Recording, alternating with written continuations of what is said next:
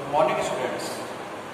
आज हम डिस्कस करेंगे बेटा एक गति के समीकरण यानी equation of motion uniform acceleration, यानी एक समान गति से त्वरित होने वाले पिंड के लिए गति के समीकरण, equation of motion.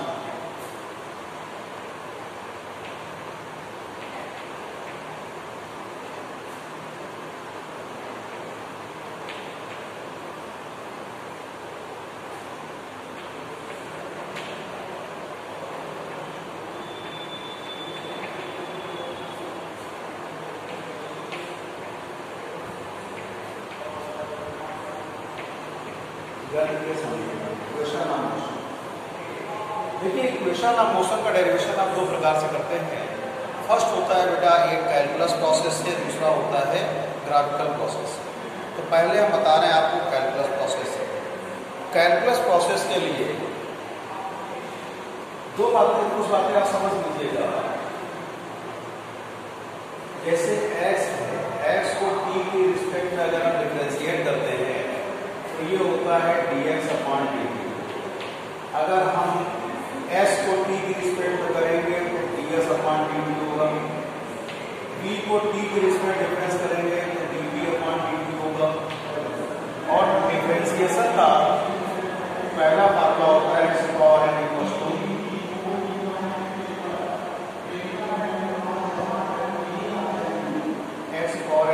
n into n-1।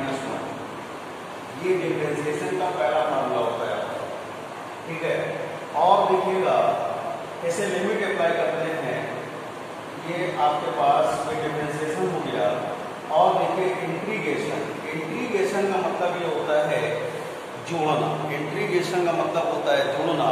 तो इंटीग्रेशन का पहला फार्मूला होता है x की power n equals to x की power n plus 1 upon n plus 1 होता है, ठीक है।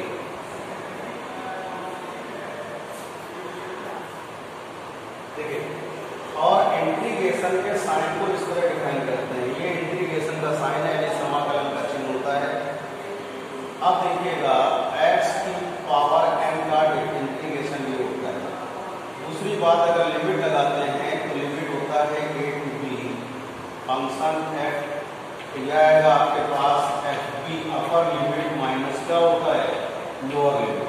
लिमिट इस तरह अप्लाई करते हैं, इसको कहते हैं निम्न सीमा, इसको कहते हैं उच्च सीमा। तो ये इंटीग्रेशन के प्रोसेस का यूज होगा, इस बात का ध्यान रखिएगा।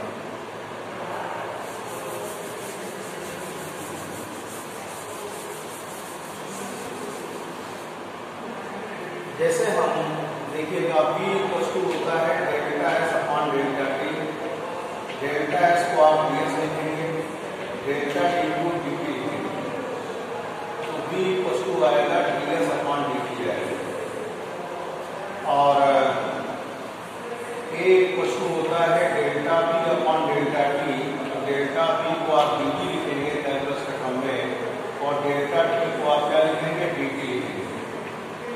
a इक्वल्स टू आएगा बेटा dv अपॉन dt हो जाएगा।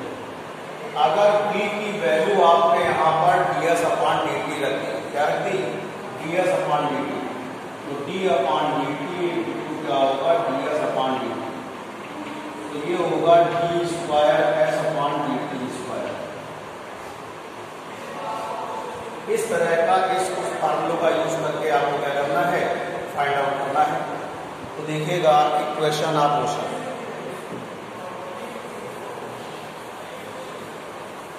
देखिए first equation of motion v equals to u plus at होता है।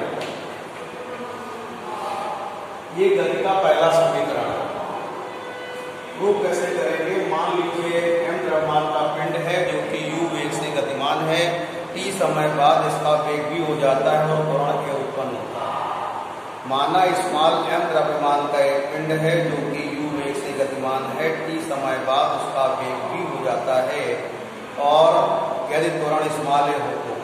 दूसरी बात समझिएगा, यहाँ पर मेरी बात ध्यान समझिएगा कि we consider a body of mass m, we consider a body of mass m, we consider a body of mass m moving in initial velocity u after t time its velocity becomes v and acceleration small a, then a equals to होगा बेटा dv upon dt, dv equals to होगा a dt होगा। बेटा velocity इसकी u से v तक आई और time 0 से t तक आया है, तो ये लोअर लिमिट है और ये क्या है अपर लिमिट है। तो यहाँ पर लिमिट लगेगी u से v और यहाँ लगेगी 0 से t। बेटा इंटीग्रेशन के चिन्ह के अंदर वही टर्म रहता है, वही पद रहता है जिसका इंटीग्रेशन करना होता है। एक कांस्टेंट है, इसको हम बाहर करेंगे।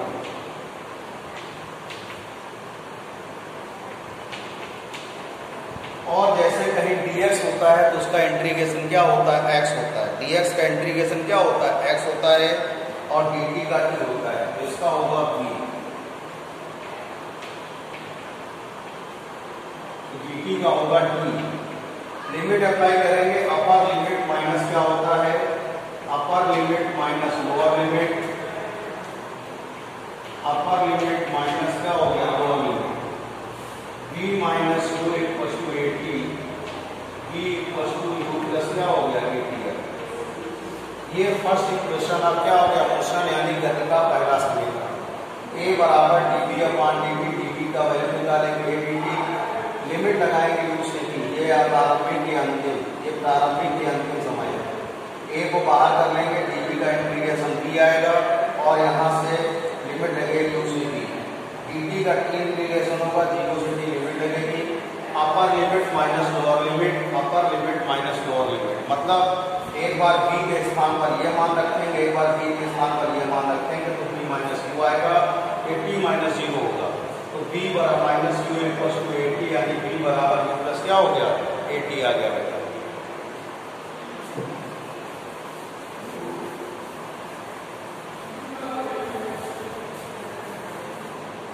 सेकेंड इक्वेशन मोशन गति का द्वितीय समीकरण, s बराबर ut plus half at square, ये गति का द्वितीय समीकरण है।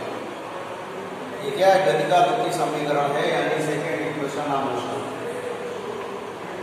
तो ये होगा बेटा v इक्वल्स टू होता है ds अपॉन dt, आपको मालूम है you know that v equals to ds upon dt होता है, तो ds इक्वल्स टू आएगा v dt आएगा। आपने गति का पहला समीकरण first equation of motion u plus at है, यहाँ वैल्यू पुट कर देंगे। इसके बाद इसका अंदर मल्टीप्लाई करेंगे u dt plus at dt। अब देखिएगा यहाँ पर जो डिस्टेंस है 0 से s तक आएगा, 0 से क्या हुई है s तक और टाइम क्या है 0 से t तक, तो लिमिट लगेगी यहाँ से 0 से s ds, 0 से t u dt plus 0 to t at dt। Constant term सबसे बाहर होंगे, 0 से s ds, u 0 to t dt plus एक को आउटसाइड करेंगे 0 to t dt है। अब देखिए क्या होगा, इसका इंटीग्रेशन क्या हो गया s हो गया 0 to s, इसका इंटीग्रेशन t हो गया 0 to t। अब t का इंटीग्रेशन करना है, इसका करना है t का करना है, ध्यान दीजिएगा x की power n equals to x की power n plus 1 upon n plus 1, ये इंटीग्रेशन का पहला फार्मूला होता है। तो यहाँ से t आएगा t की पावर 1 प्लस 1 अपॉन 1 प्लस 1 यानी t स्क्वायर अपॉन का वर्ग होगा, a इंटू क्या होगा t स्क्वायर अपॉन 2 लिमिट 0 से t, s lower limit upper limit plus आप बाहर कर लेंगे t square 0 to t limit. अब upper limit minus lower limit, upper limit minus lower limit,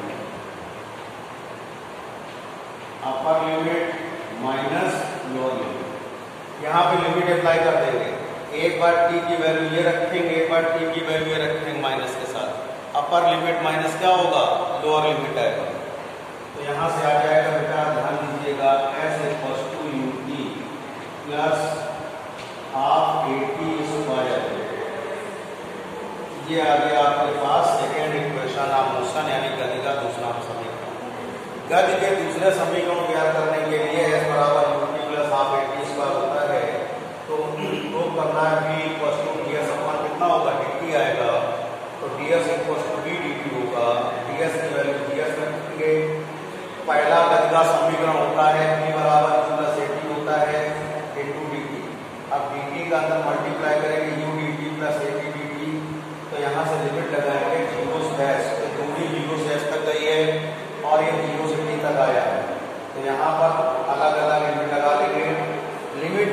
function होगा वही लिमिट लगाएंगे। तो यहाँ से आएगा आपके पास इसका इंटीग्रेशन होगा एस, डी एस का एस, ए को यू को बाहर कर लीजिए, डी एस का एस हो गया, डी टी का टी हो गया, टी डी टी का मतलब हो गया, ये फार्मूला लगाएंगे इंटीग्रेशन का पहला फार्मूला क्या, x power n plus one upon n plus one, t power one plus one upon one plus one, t square upon two को बाहर कर लीजिए, upper limit minus lower limit, upper limit minus lower limit, upper limit minus lower limit, solve करेंगे क्या होगा, S बराबर 50 plus क्या होगा, हाफ 80 स्क्वायर आ जाएगा।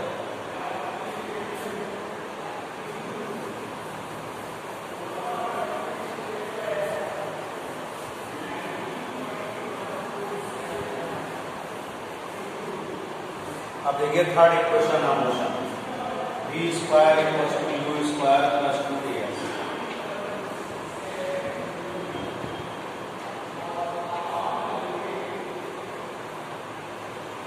बेटा आपको मालूम है a equals to dv upon dt होता है। इसमें नॉमिनेटर और डिनोमिनेटर में यानी अंश और हर में क्या करेंगे, ds का मल्टीप्लाई करेंगे। तो इसको इस तरह सेट करेंगे, ds अपॉन dt और dv अपॉन कितना होगा ds, और ds अपॉन dt कितना होता है, d के बराबर होता है, आपको मालूम है, a equals to v dv upon ds। तो आएगा v dv इक्वल्स टू कितना होगा, a ds आएगा। देखिए इसकी वेलोसिटी u से v तक गई है और ये डिस्टेंस 0 से s तक गई है, तो ये लोअर लिमिट होगा, ये अपर लिमिट होगा, ये डिस्टेंस का लोअर लिमिट, ये अपर लिमिट। अब यहाँ लिमिट लगाएंगे आप u टू v, यहाँ लगाएंगे 0 टू s। अब इसका इंटीग्रेशन होगा बेटा v स्क्वायर अपॉन 2, लिमिट लगेगी 0 टू v, और ये आएगा ds का s हो जाएगा, और ds का s हो जाएगा 0 टू s। आप देखिए 1/2 को बाहर कर लीजिए,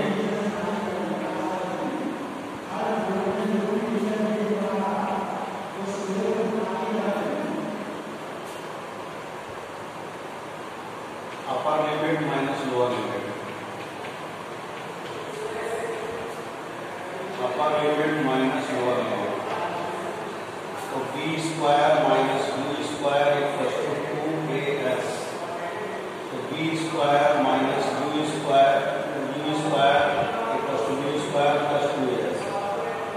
तो ये आ गया थर्ड इक्वेशन ऑफ मोशन, यानी ये गति का तृतीय समीकरण हो गया। कौन सा हो गया, गति का तृतीय समीकरण हो गया। ध्यान दीजिए थर्ड इक्वेशन ऑफ मोशन के लिए v square equals to u square plus 2as and a equals to dv upon क्या होता है, ध्यान दीजिएगा a इक्वल्स टू होता है dv अपॉन कितना dt होता है।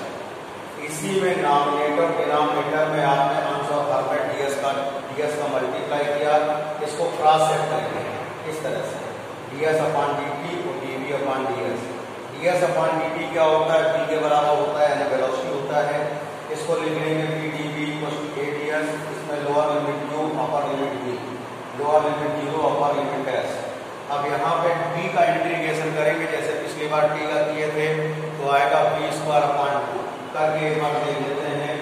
फार्मूला होता है x power n equals to x power n plus 1 upon n plus 1, x जो होगा v की power 1 plus 1 upon 1 plus 1, v square upon 2।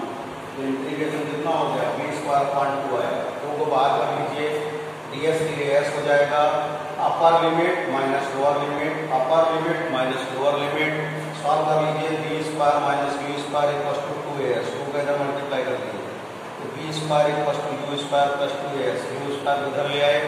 ये है आपका थर्ड इक्वेशन ऑफ मोशन।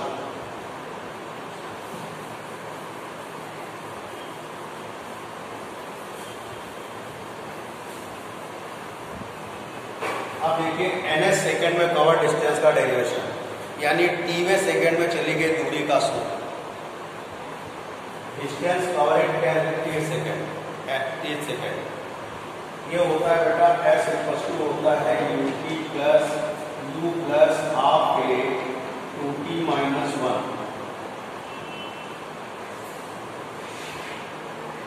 इसके लिए एक बात समझेंगे, मान लीजिए कोई पिंड है, कोई वस्तु है 10 सेकेंड में 50 मीटर दूरी तय करती है, 10 सेकेंड में 50 मीटर की दूरी तय करती है, डिस्टेंस कवर करती है।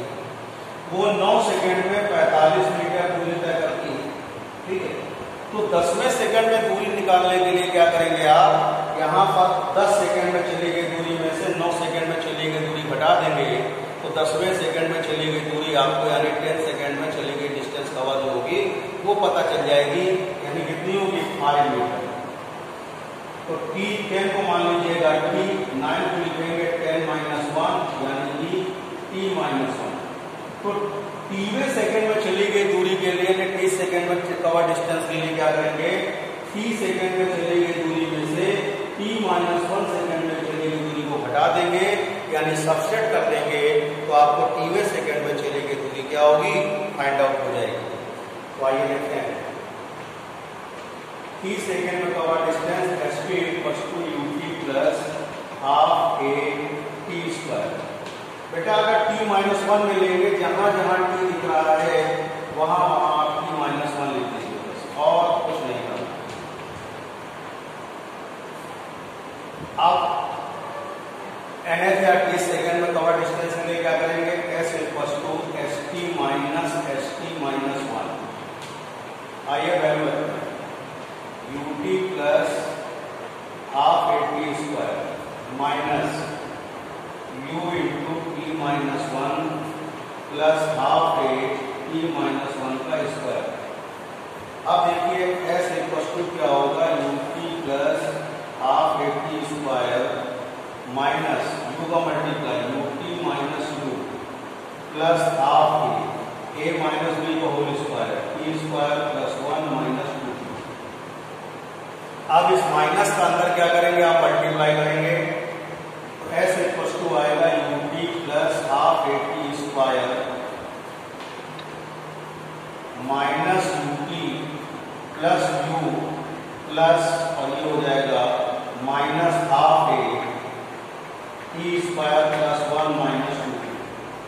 बेटा ut से ये ut कैंसिल, s इक्वल आ गया half a t square plus u minus half a t square और minus half a plus half a into T T.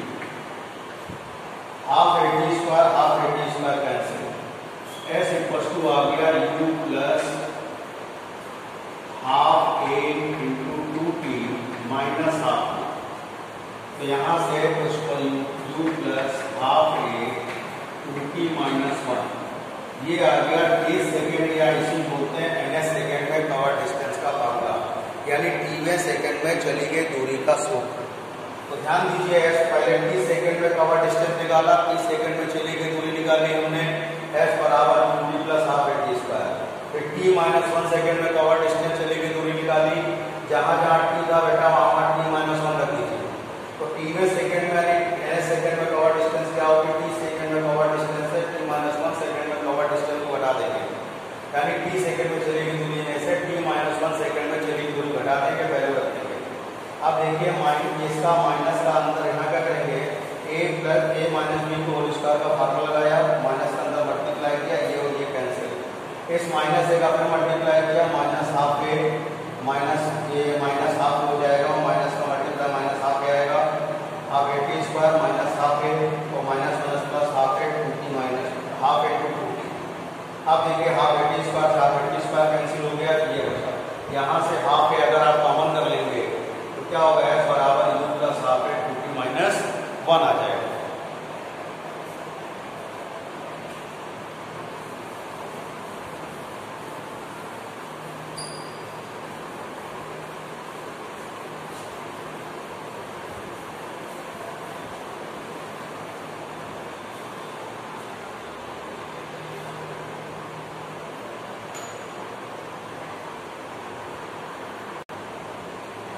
देखिए बेटा, इसके बताते हैं आपको समय स्थिति वक्र यानी पोजीशन टाइम ग्राफ कैसे खींचते हैं।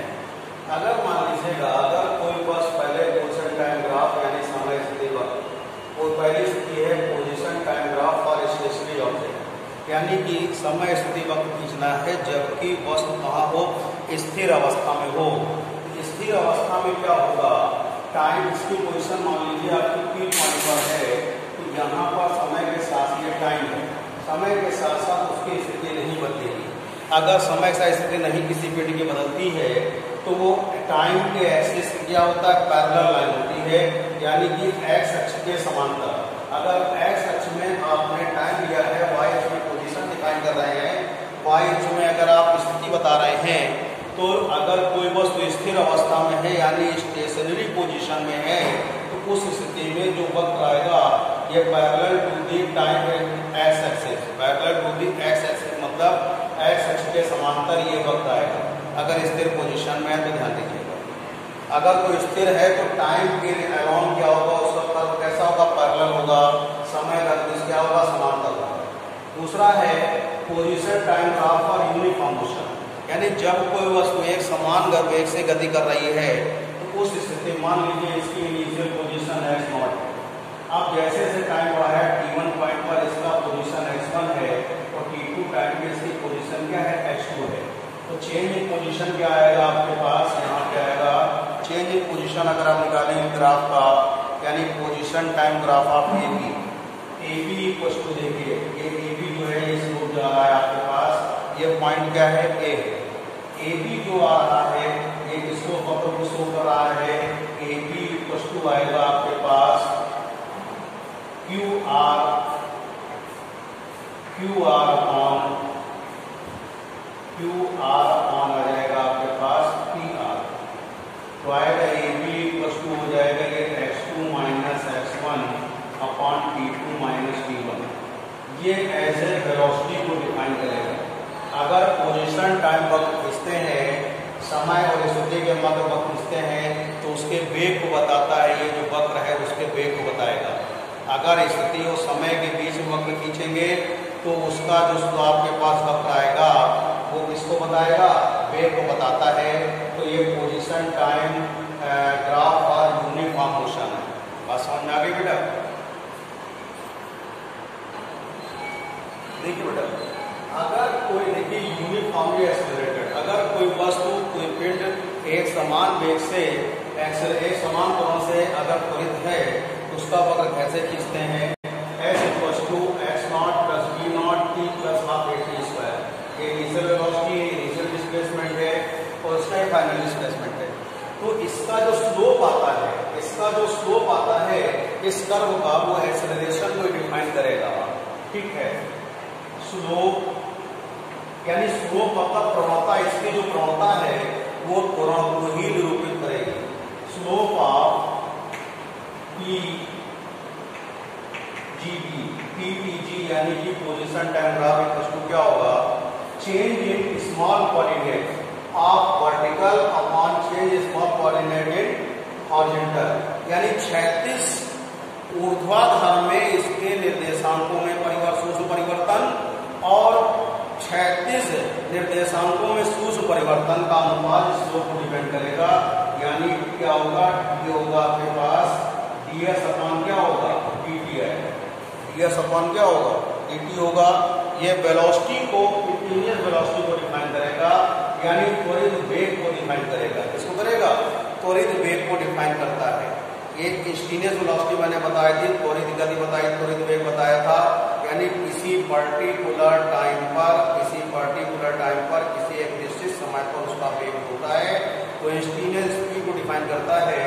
तो ये ds upon dt instantaneous velocity यानी कि आप क्या कहते हैं, आपका तत्कालिक वेग को निरूपित करेगा। किसको करेगा, तत्कालिक वेग को निरूपित करता है। देखिए बेटा, आप बताने जा रहे हैं वेग और समय वक्र, यानी वेलोसिटी टाइम ग्राफ का मीन क्या होता है, कैसे फाइंड करते हैं और इससे क्या फाइंड होता है। देखिए, आपने एक्स एक्सिस पर टाइम लिया और वाई एक्सिस पर वेलोसिटी ले ली। अगर कोई वस्तु एक समान वेग से चल रही है तो उसका मतलब उसका त्वरण क्या होगा, 0 होगा। पहली बात ये समझ लीजिए।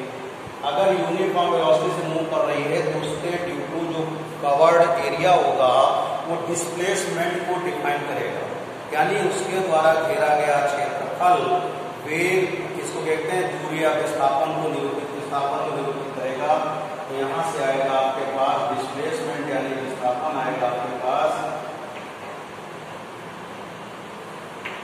डिस्प्लेसमेंट इक्वल टू आ जाएगा, ये रेक्टेंगल एरिया जो आपके पास ए बी सी डी है, तो ये आ जाएगा ए बी सी डी ए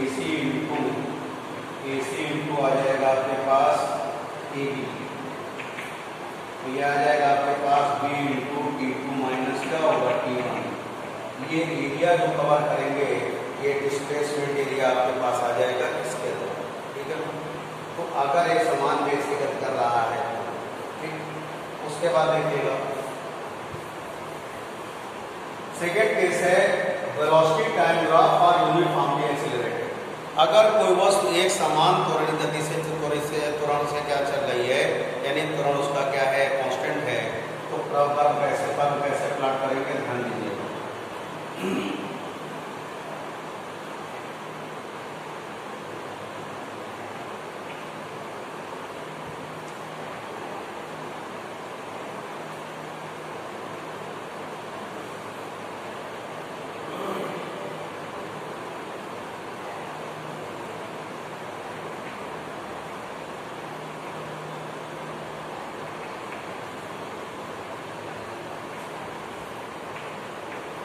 देखिए स्लोप ऑफ, ये देखिए यहाँ पे ये है टाइम, ये है t1 है, ये t2 है, ये टाइम, और ये y एक्सिस पे क्या लिए है वेलोसिटी, क्या लिए है वेलोसिटी।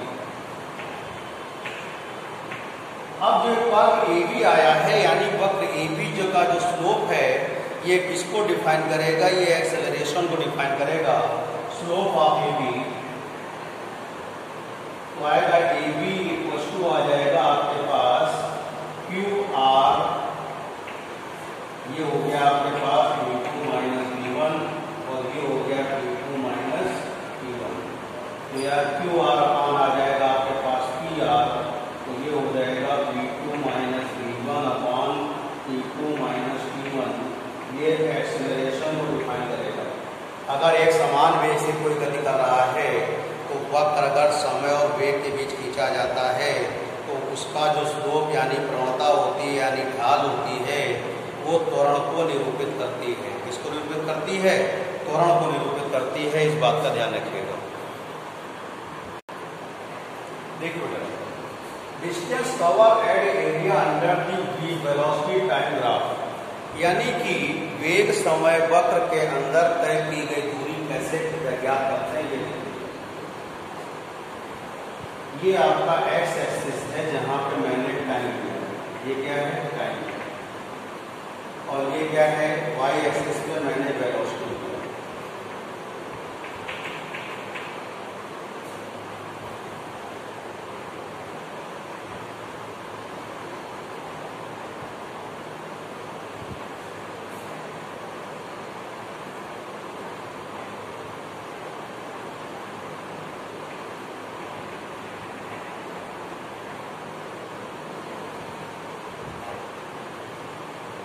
ये पॉइंट है, ये बी पॉइंट है, ये सी पॉइंट है, ये डी पॉइंट है, ये ओ पॉइंट है, ठीक है।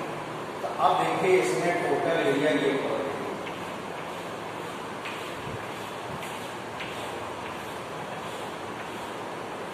ये क्या है पैराप्रिज्म है, यानी कि समलंब है। क्या है? समलंब है। तो डिस्टेंस यहाँ से ऐसे पशु आएगा आपके पास, समलंब का क्षेत्रफल होता है यानी कि एरिया ऑफ पैराप्रिज्म होता है 1/2 sum of parallel lines into distance between them, यानी कि समांतर भुजा 1/2 समांतर भुजाओं का योग गुणे उनके बीच की दूरी। तो ये आएगा बेटा आपके पास, ये आएगा BD प्लस OA इंटू आ जाएगा OB। तो ऐसे पशु आएगा हाफ BD की वैल्यू कितनी है, B है प्लस B0 है और ये T माइनस 0। ऐसे पशु होगा half B plus B0 into क्या होगा T है। इस तरह से डिस्टेंस आप कवर करते हैं।